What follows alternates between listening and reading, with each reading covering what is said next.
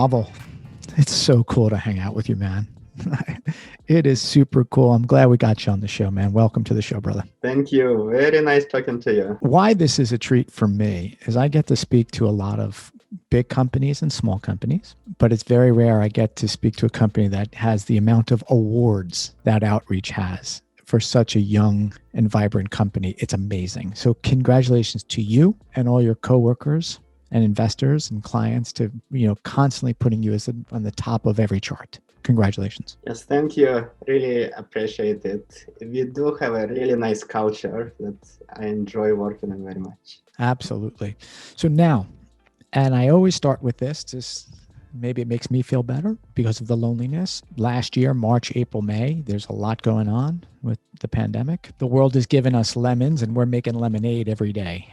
How, the best that you can remember, how did you get through March, April, May?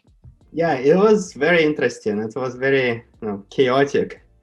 But one thing that you probably saw on my LinkedIn profile, I'm a practitioner of yoga and meditation. I also teach it.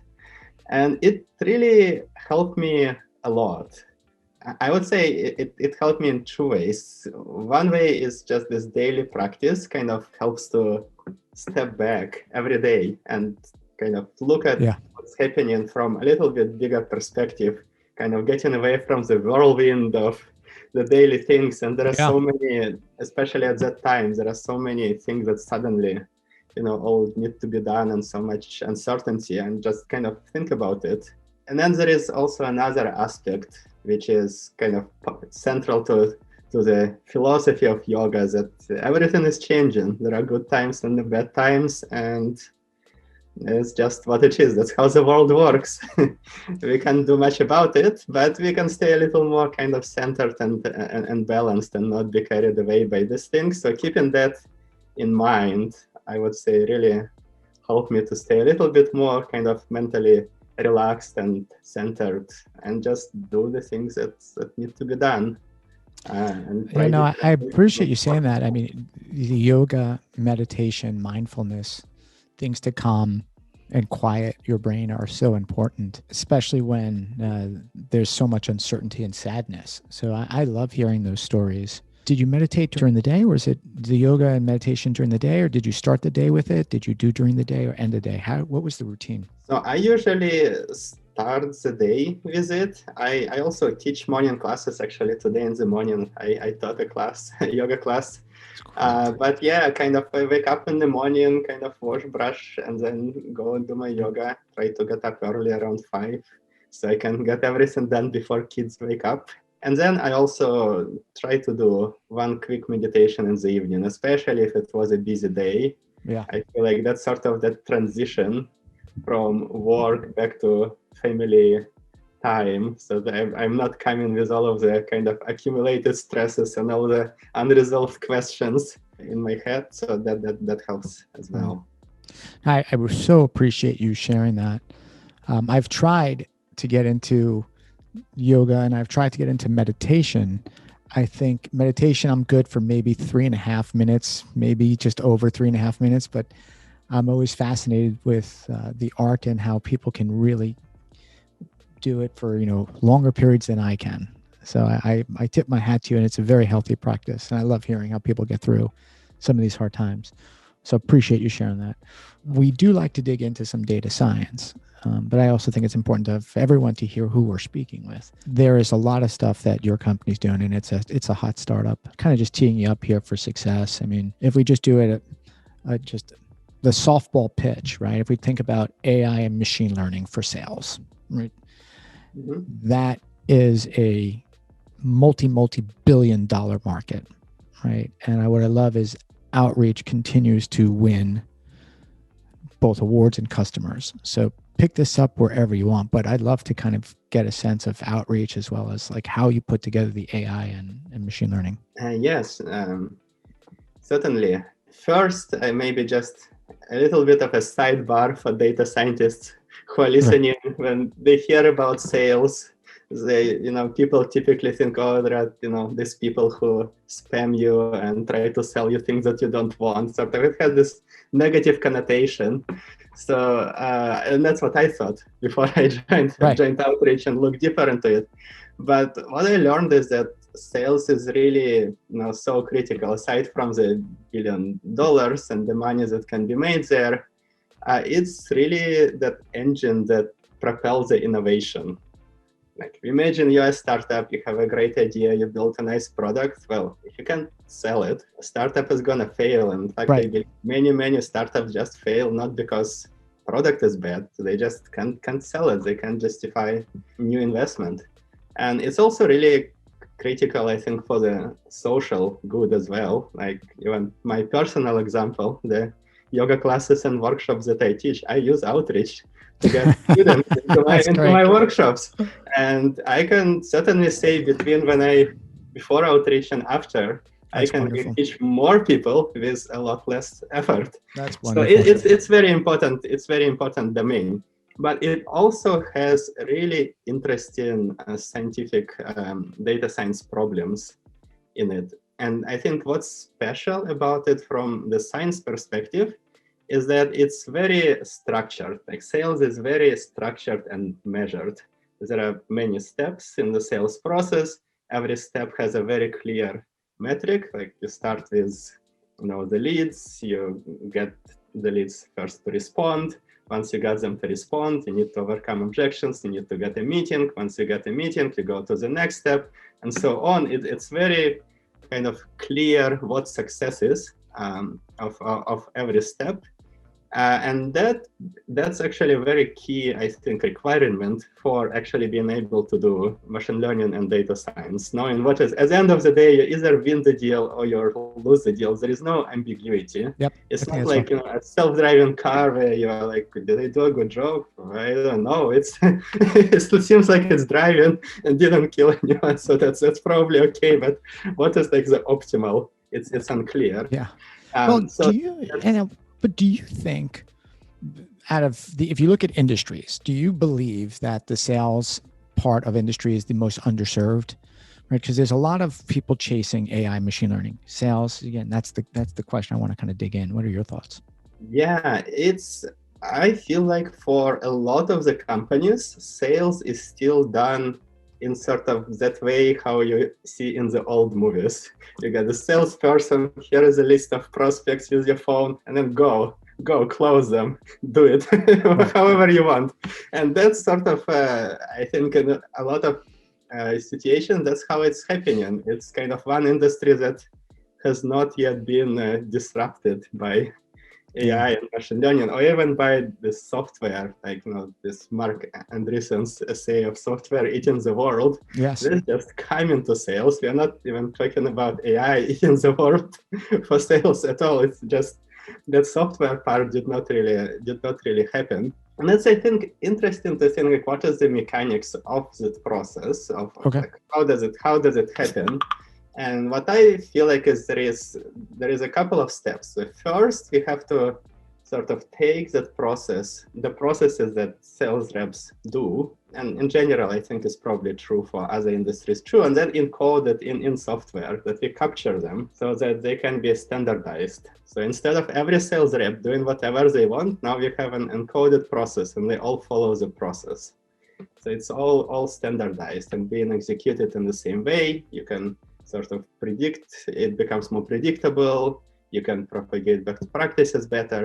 And Yeah. then kind of the first step of what Outreach did is allow to encode all of the sales processes as sequences of actions. For example, if I'm a sales rep reaching out to a VP of marketing, I've got my 20-step sequence of starting with an email and then a call and another email and then send a message on LinkedIn and then maybe send a gift, whatever it is, you can kind of standardize it. And then the second step, and that's where kind of data science and machine learning and AI come in, is then once we have it standardized, we can start sort of systematically improving it. We can understand, is this process working well or not, and start making suggestions, recommendations, start guiding the sales reps on what they need to do in those situations where they have to take manual actions, as well as can really think sort of holistically, is it the right process in the first place? that you have, which is also a big problem. Yeah. For many companies, the way they put together a sales process is just very ad hoc. A few people get together, sales operations, VP of sales, they think through and say, here is how we're gonna approach VPs of marketing. It's this 20-step thing. But why? Just because they thought it's gonna be a good idea. So not very data driven, but once it's all standardized, we can measure the effectiveness of it. We can start really improving it. And what I feel we can really do specifically in sales, because it's such a structured and measured domain, we can really automate even a lot of the improvements as well. Yeah. Not just the execution, but the improvements, because it's the success is so clear. We can try different things, we can optimize, which is in general very hard to do for a generic kind of a process. But here it may be possible, and that's what's great about this conversation is I'm speaking with just a brilliant data scientist who can be the head of sales. Very rare. Now your vocabulary is straight as data science, but you understand the sales process. This is just an incredible show. But think about that. To what you said, so all data scientists listening, don't be scared about these terms: top of funnel, how you do your outreach, and I love the name. Great stuff. You're getting this momentum. The team now is working remote. Are you going back to the office? What's going to happen? Let's call it next for the team, June through January or beyond. What's the path? We don't know yet. We don't have sort of a policy announced. We are discussing it. It's probably going to be some kind of a hybrid model. Yeah. In general, I feel like, of course, COVID is terrible. But this experience of getting in the full remote mode and learning how to work has been like a very good learning experience, because we could, and there is a lot of negatives that people say about it, but there are positives too. We've sort of learned what is good and what is bad. And of my high-level mental model of thinking about it is you split all the work into sort of two types of tasks. There is figuring out what to do and how to do it, and then there is actually doing it. And when it comes to the part of actually doing it, the execution, I think personally for me and for many people I talk to, works much better at home. It's no distractions, very easy. You don't waste your time on a commute and going and finding the restaurant where you need to have lunch. It's all right here. There's so much time saved and so much more focus. Yeah. But that part of figuring out what to do and how to do it, all these brainstormings, like that part is more challenging. That's something that at least I personally haven't really figured out how to do it best. But as we are going to hybrid, if we can somehow organize the work in a way that execution can still happen at home, but brainstorming in the office, I feel like we get the best of both worlds and actually increase productivity. A lot there. I love that you said organize the work. There was something beautiful about we want to organize the work versus get back to the office work, remote work. I think you're right. There was something to how to organize it. When do you have to be in person? When can you be at the house? When can you be at the coffee bar? For a lot of the roles, especially as we speak to the data enthusiast, the data suite, where once you're in the flow, you just want to keep staying in the flow. You don't want to be in meetings every day. One of the things I was thinking about was, outside Silicon Valley, when you're not at a startup, a lot of the Valley companies have something called unlimited vacation days, right? So just you do you. But I was thinking about, if we think about vacation days and how they're accrued, I just wonder if there would be a policy of teams, just like vacation days. You need to be in the office 20 days this year. You pick the days, right? You and your team, you pick the days. And the reason why I bring that up is that I wonder if some groups might say, let's meet in February and do all 20 days in February. Then the rest of the year, you could do whatever you want. But I'm going to bet that people are going to want to get back together. So I would probably still bet if I told you 20, I'd probably get 30 days. But if I say you have to come back, it just frames it the other way. So what are your thoughts on that? A probabilistic, if you give a date, can we go over that date? Very interesting. So instead of vacation days, we have sort of work days. Yeah. Yeah, I don't know.